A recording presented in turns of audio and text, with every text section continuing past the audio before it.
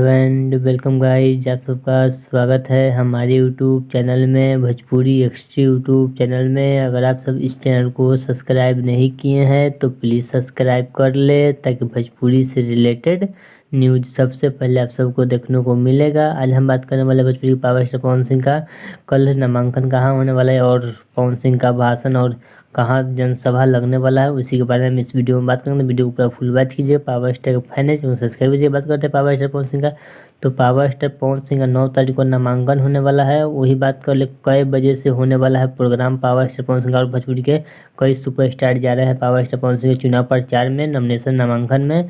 वही उसी बात करते हैं पावर स्टार पवन सिंह का 12 बजे दोपहर 12 बजे से दिन में पावर स्टार पवन सिंह का वही बात कर ले स्थान का तब प्रेम नगर हाई स्कूल मैदान अखोडी गोला डेहरी में होने वाला है पावर स्टार पवन सिंह का जनसभा का रैली। वहीं पे सब स्टार भोजपुरी के पावर स्टार पवन सिंह और भोजपुरी के जितने कलाकार दे रहे हैं पावर स्टार पवन सिंह के नामांकन में, सब आदमी एकजुट होगा उसी पे पावर स्टार पवन सिंह का सब आदमी का प्रोग्राम होने वाला है डेहरी में अखोडी गोला हाई स्कूल मैदान में। डेहरी में होने वाला है पावर स्टार पवन सिंह का प्रोग्राम।